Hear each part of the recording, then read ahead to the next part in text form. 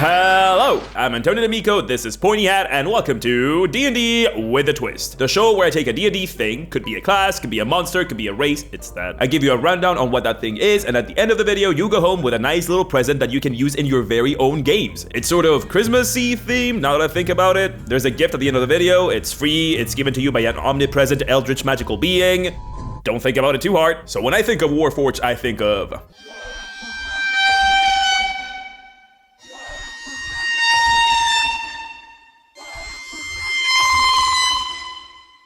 Warforged is a race for people who insist on putting sci-fi stuff in a fantasy game and real dull enjoyers. Warforged are, well, robots, but not really, but kinda, but no. They are fantasy robots. Full disclosure here, I love robots. I love looking at robots, I love figuring out what robots do, I love stories about robots, I love writing those stories, and as a robot enjoyer, I gotta say, my opinion on Warforged is... they're fine. Disappointed! I'll explain, but first, let me tell you a story. A long time ago, magic practitioners set out to harness the power of the very building blocks of creation with their magic. They theorized that these extremely powerful sources of energy could be used in impossibly powerful spells. But in their raw form, they were simply too unstable and unpredictable. If they could just distill the power into objects, they would be able to harness the unmitigated strength of water, foliage, fire, geodes, lightning, and even space. But who could accomplish such a task? That's when the famed Dispel alchemist and the woodworkers of the Wormwood Tree joined forces to create what was later called the Elemental Collection. Dice that held the very power of the elements, safely contained in arcane dice vaults.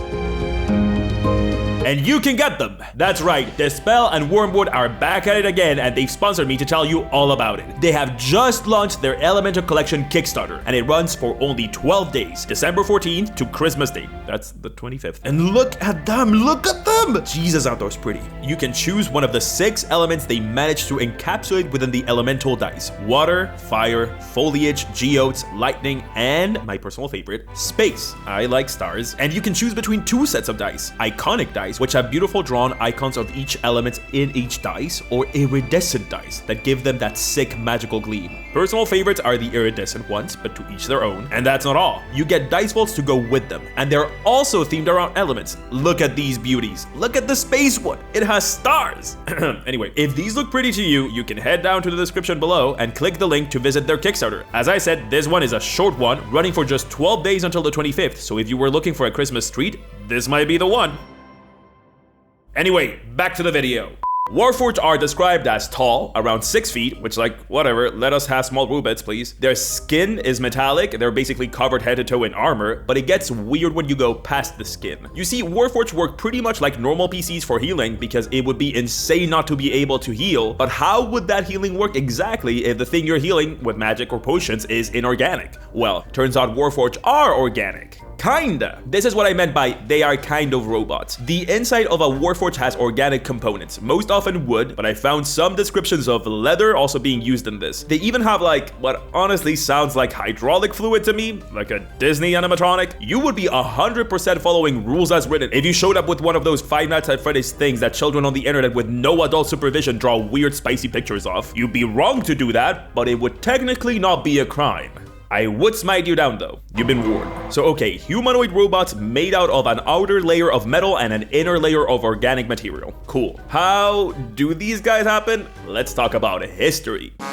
Warforged are intrinsically tied to the Eberron setting. Eberron is like the cooler version of the baseline D&D setting. The Forgotten Realms exist to establish what's normal in D&D, and Eberron is here to show what happens when you deviate from the norm. Honestly, Eberron is getting its own entire video. There's no way to talk about everything related to it here, but all you need to know to understand the basics of Warforged is that Eberron is a more modern steam/diesel punk setting with a higher emphasis on technology and on magitech specifically. So okay, they're from Eberron, but how are they made? Well, when a Creation Forge and a Warhawk profiteering industrialist love each other very much, the Creation Forge churns out sentient automatons that are built and trained to be weapons of war in a several-year-long conflict that decimates the population and razes the world to the ground.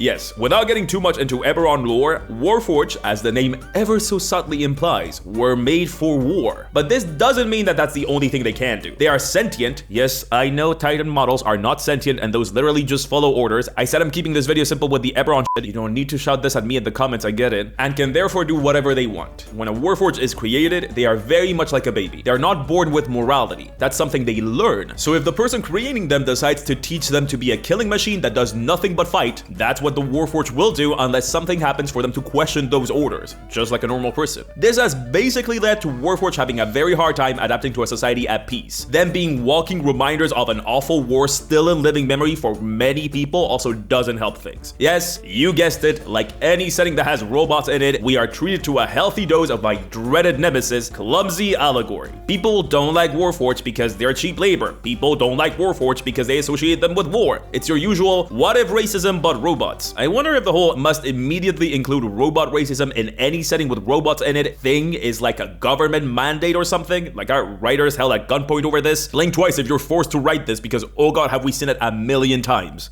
And we're tired. So yes, Warforged avoid the very common D&D pit trap of having them be a caricature of a race with like 2 personality traits that all members of that race seem to have, despite being one of the very few races where that would actually make some sort of sense, seeing as they are created as constructs and not born. So they come in all styles of personality, and while many do end up doing manual labor because they don't sleep or eat or breathe, there are others that become spies, artists, bards, some stay as mercenaries or even soldiers because that's what they're good at. They're all very diverse. But a fun quirk of personality that I do love about them is that Warforged are extremely task motivated. They like to-do lists. Because how they were made, they kind of need a purpose. This leads to them working super well in organizations and hierarchies, but if they're doing their own thing with no one giving them orders, they will literally assign themselves tasks to keep busy. Side note, this is very similar to how dogs work, and that tickles me so much. Make a dog Warforged, you coward. Okay, so Warforged are sentient constructs with a love for a to-do list and a bit of an identity crisis in the Eberron setting now that war is not a thing. Yet. Solid. So let's take a look at the race in terms of abilities. Warforged have gone through some changes, even in 5th edition. But let's first look at what was actually published in the 5th edition Eberron book. In terms of old stat increases, you got a 2 to con and 1 wherever you want it. This is honestly great. Literally everybody can benefit from this. Your size is medium, and they want you to do a whole bunch of math to figure out your exact weight and size, which, whatever, I am pretending I do not see it because why can't your robot be small, wizards? Your lifespan is kind of up in the air as the oldest Warforged are 30 and literally have not aged a day. They look great. So who knows? Immortal? Maybe, most likely. In terms of abilities, you get your baseline weird not living race ability with constructed resilience, which makes you resistant to poison, advantage against being poisoned, and unable to catch any disease. You also don't need to eat, drink, or breathe, and you can basically go into idle mode and just lie in a pile for 6 hours while remaining completely conscious instead of a normal rest, a la Elf. The more robot-themed abilities come later in the form of integrated protection. This basically makes it so you get a +1 to your AC at the cost of armor being particularly annoying to take off and on. You also get specialized design, which just gives you a skill and tool proficiency, which, I guess, and an extra language. All in all, honestly not amazing. It's fine. It's not a weak option at all. It's just sort of uninspired. Integrated protection is a +1 to AC and almost feels like a punishment, making it very hard for you to put armor on and off and change armor, which also doesn't scream robot to me. The whole not needing to eat or breathe or powering off to sleep is the most robot-y ability, but it kind of loses its charm once you see how many other races have basically the exact same ability. And specialized design is fine. It's just sad to look at when you know what could have been. Yep. Warforged looked very different in their Unearthed Arcana version. Unearthed Arcana, for those that do not know, is sort of the playground where Wizards of the Coast designers throw new stuff for the game for the community to test, and then endlessly complain about on Twitter without actually filling out the feedback survey. And Warforged got their own Unearthed Arcana article, and it was so much cooler than what we actually got. It came with a bunch of sub-races that detailed how the purpose a Warforged had been made for changed its abilities. The AC ability was much more involved, giving you different options for armor and making it more about your natural armor rather than how to take off and put on normal armor. You could play an Envoy Warforged, which were all about having a super specific design that allowed you to do specific tasks super well. You could play a big boy damage juggernaut, which punch and hit real good, or you could play a skirmisher that was all about being stealthy and sneaky and dexterous. It was much more flavorful and felt much more in line with the spirit of the race, like your character is an actual construct made for a specific purpose. Yes, it was more complicated, but I guess we're going with simple, so that's what we got. But what if we could change this? What if we made a new alternative race to the Warforged? What if we delivered on that promise of a highly specialized construct as a racial option? What if we gave Warforged a new twist? So you want to play a Warforged?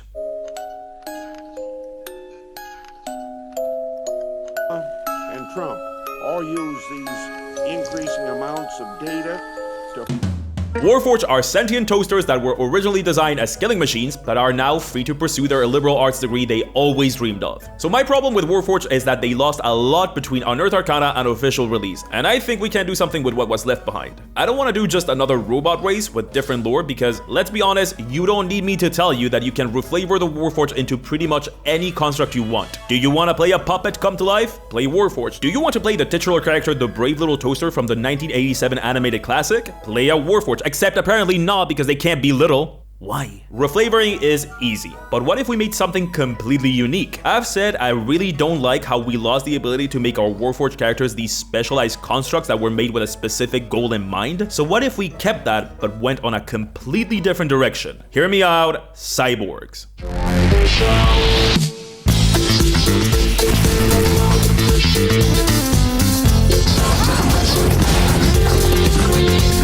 Yes, I know people that get mad at anything remotely sci-fi are already busting out the pitchforks, but hear me out. What about a racial option that allowed you to take into account magically enhancing your body? This is a world with magic and magical items, so what happens if you lose an arm, a leg, your sight or hearing, the ability to walk? What if your prosthesis was magical? What if your character didn't lose a limb, but instead transformed their body with the help of Magitech to accomplish their goal? That sounds pretty sweet, so let's get into it.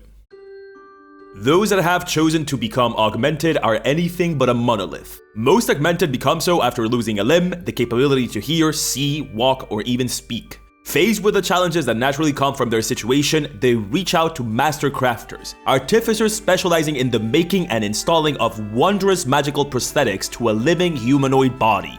These artificers take incredible pride in their work, and each add unique, personal touches to their craft. As a result, no two augmentations look or work the same. They are personally made for the person augmented with them. Most of the time, a lost arm is replaced with an artificial limb, meant to work exactly like an arm would. But artificers are inventive by nature, and so augmented are given secondary characteristics to their augmentations, allowing them not just to replace their lost limb or sense, but also give them new capabilities that their original limb did not have. Some augmented install their augmentations with combat capabilities, including finely tuned weapons into them. Some are given incredibly powerful legs or fast seats that allow them to move through the battlefield even faster than before. And some add tools to their augmentations, opening up a myriad of possibilities that go from integrated musical instruments to perfectly concealed thieves' tools. But there are those that decide to become augmented not after the loss of a sense or limb, but because of the incredible capabilities that their augmentations would grant them. There are assassin clans that augment their members, making them even deadlier at their sinister craft. There are augmented marathons, where racers have chosen to undergo augmentation to participate in the fastest ever races involving people. There are even whispers of truly heinous master craftsmen, artificers that force their unethical augmentations on unwilling subjects. Regardless of why and how someone became augmented, they all share one common thing. Their augmentations are all as different and unique as the people attached to them. Imagine the augmented characters you could make. How about a veteran from war that decides to take up his sword again after years of peace for a cause he believes in, and asks his artificer buddy from the war times to fit that very sword into his arm prosthetic? Or maybe a world-famous bard that has decided to augment her voice box, allowing her to not just sing, but produce the notes of several musical instruments at the same time, becoming a one-woman orchestra. Or how about a boy raised in an infamous deadly clan of assassins that has been augmented from birth, sent for the first time into the real world with an arsenal of weapons in his body, but no true experience in actually committing the grisly acts his family expect him to commit.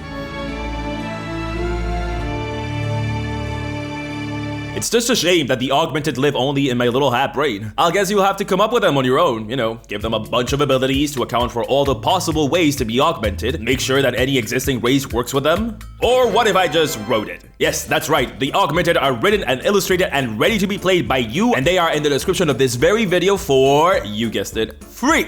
Just check out that link. So go out there, live your fantasy cyberpunk dreams, and embrace transhumanism.